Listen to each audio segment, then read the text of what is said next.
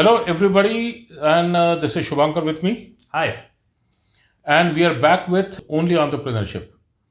In this particular episode, we would be talking about the risk taking potential, the risk taking appetite of a person, what exactly it is. Is it a gamble? Is it a wager? Is it a calculated risk? Or it is an extremely intelligently worked out guess, which gets translated as risk taking by someone else. As an entrepreneur, if you cannot take risk, my suggestion would be you can forget about the dream of becoming an entrepreneur. Sir, rather, we haven't discussed this, but I would like to pose a question to you. Yeah? For all of us, normal people running small startups, employees of different companies, when we look at the really big entrepreneurs, someone like Elon Musk, he put in $90 million into two of his ideas, which were so out of the ordinary that even he at that point thought that there would be maybe a 10% chance of them succeeding. Now, that to me is an example of someone who has extremely high risk taking capabilities. So, how does someone become like that? See, there is a difference. See, risk taking, on the face of it, when you say risk taking, it is not a foolhardy decision. There is a difference between bravado and there is a difference between foolhardiness and bravado. Bravado is backed by your professional training and your gut feeling. Foolhardiness is backed by the false sense of pride. Likewise, when you talk about risk taking, so risk taking, even if it has been done by Elon Musk, whatever amount he has put in, you simply have to see only one thing, that worst case scenario. What's his loss? And whatever that loss is, what is that loss in terms of percentage of his entirely yearly revenue or his complete reserves put together? So for him, when he takes a decision which you term as risk taking, for all you know, it was an absolutely calculated, intelligent move, which you said was risk taking because you found it very risky. When we talk about risk taking, it is not only about entrepreneurship, it is in your personal life also that we are taking so many decisions which later on we say, this is the risk I took. But there are certain risks which you take, which if they turn out or if they fail, they can cause destruction. I have faced 7 near bankruptcy situations where I did not have the overheads or the rents to be paid for the next month or to give even 1 rupee salary to my employee.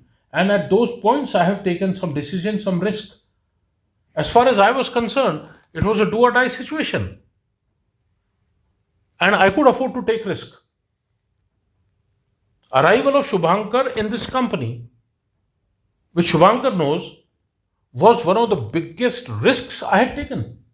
Which was not known to me at that point. It wasn't known to him. For me, my risk at that point was my personal risk was coming to this company to work with you. Because, like I said earlier, my parents till date are not supportive of my choice. Back then, probably maybe 3 to 4 months in to my corporate job, I told my parents that I don't want to work there, that I intend to shift to this company. The severity of their reaction was something that really shook me, which forced me to reevaluate things. I spent the next 1 year almost in still in that job, uh, purely from a perspective of that Hindi word that they say, which is khundak. I don't know the English. I don't think the English translation doesn't come to mind. But basically, I just worked my off in that company, saved every penny, didn't spend a single rupee. And the mental calculation I did in my mind was, after a year, I'm going to leave my job. I'm going to move out if required. I'm going to support myself. And in my mind, I made a calculation that whatever money I had stored away would be good to keep me afloat for 3 years. So even if I had no salary, if I came to this company and I didn't earn a single rupee, and just came just to learn from you, I would be able to support myself for 3 years. That's the mental math I did. And exactly after the 1 year mark, approximately a month or so after that, I put in my papers and I left the company. For me, even that point was a very, very big decision. It took me approximately 15 months to make that decision. Now, if the Shubhankar of today were to be transposed back to 2017, July, August, I probably would have made the same decision in the time frame of 6 months. I would not have thought of, let me store enough for the next 3 years. I would have thought, fine, let me just have enough for a year. Let me just have enough for 6 months and I'll figure the rest of it out. I needed the time to grow into a more mature person, someone who's more confident in his skills, in his capabilities, and can take more risks. But the point was that even for me, taking that risk uh, over the course of 15 months took everything I had. And now when I look back, I think that was such a low risk taking profile that I had. When Shubhankar walked in, what I told him was that I do not guarantee him 3 years. What I guaranteed him was, okay, fine, 1 year I will sustain you, and I will make sure that whatever you were earning in the previous company, for these 12 months that you are with me, I will compensate that, come what may. All I wanted from him was absolute 100% dedication, commitment. Capability building was my job. That I would do. What he did not know the month he joined, I had overheads for 2 months left. After about few months, few very small orders, I had just overheads for another 3 4 months left. He has seen the company when the company was at the lowest point in its 10 years existence. And he was given an absolutely independent charge of sales and marketing after having told him how to go about the basics. Rest everything was his legwork and his talking and my continuous briefing on phone. He carried on with that responsibility for almost about 10 months with 100% independence. And then there was one particular day when he could not get around or crack this particular fort called sales. Then he said, Sir, please guide me, please direct me. I cannot do it independently. That's the time the formal training for sales started under me. It is only now that Shubhankar says that you have to be really out of your mind to have taken that sort of a risk on me when you are only working on 2 months overheads for the company. Yeah. How could you have taken that sort of a risk? And I always tell him one thing, I knew you were committed and I knew my capabilities.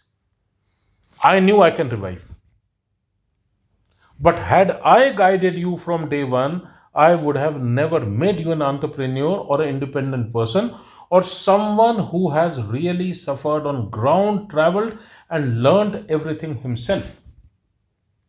Unless you do that, how do you become? So, just to give him that 10 months experience, I had put my entire life, company, so many people's this thing at stake with a 100% confidence that I will revive the company back. And we did that. So when I talk about risk taking, this is not a foolhardy decision. This was a calculated risk where I knew what is the cost I'm going to pay. Should it be 1 year and I'm not able to get that sales, I have to compensate him and relieve him. Give him an appropriate CV so that he resumes back his work in MNC, or take care of all other employees. How do I give them their salary? Or do I really close the company? So when you talk about this sort of a risk, what exactly is it one which actually told me whether to take risk or not? What is a calculated risk? What is an intelligent risk? What are the components that went into my information that finally asked me or told me, कि, okay, fine, this is a risk worth taking. There are times when we have invested, we hardly had any reserves with us. And we have put in more than 80% reserves in only one thing, building our stocks. Keeping something else in mind, that this is the date by which the orders will come. And if we receive an order 7 days before this deadline, and if we don't have stock, we do not have that manpower or that time to manufacture. So might as well manufacture now and keep it. So we have taken that risk where we have converted our working capital into stocks, and we don't have overheads for even 2 months. So likewise, there are numerous decisions, not only on the overheads or salaries or on individual people who have been working with me. There are big business risks that we have taken, or we have thought about future and taken a risk. So when we talk about this risk taking appetite or risk taking profile of a person, if you are an entrepreneur, if you are going to take a decision, remember one thing: whatever happens to your company tomorrow, it is you who is responsible for it. There is no one else you can blame that because of him I failed. And keeping all of this in mind, this risk taking which has been happening real time, in which Shubhankar has been part, he has seen all of it. Anything, Shubhankar? No, so I think you summed it up quite well. And risk taking is something that really is more of your domain, because I don't think I have really experienced that much to be able to speak too much about it.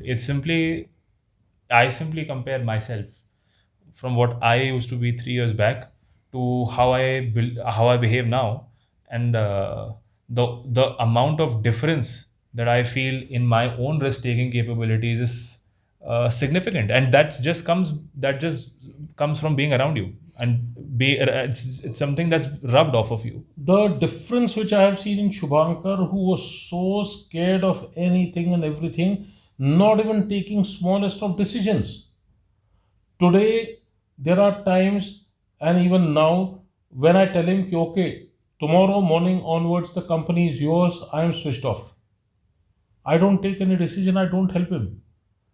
He runs the company completely on his own. My job is only one: at any odd time, just give him a call and ask 5 things. And the simultaneity of thinking, the sequentiality of thinking, the macro, the micro, the dynamism of entire situation, the real-time events, plotting them on timeline, his mind is continuously working. His risk-taking appetite, the way it has increased, is commendable. All this has happened because we have practiced it. He has seen it practicing. Tomorrow, if someone of you who is watching this approaches me to say, teach me risk taking, I cannot teach you risk taking. I can take you through each step in a very, very, very institutionalized manner, which says, this is how you do it. And here we finish this particular episode. Thank you for being with me and Shubhankar, and see you in the next episode again. Thank you so much. Bye.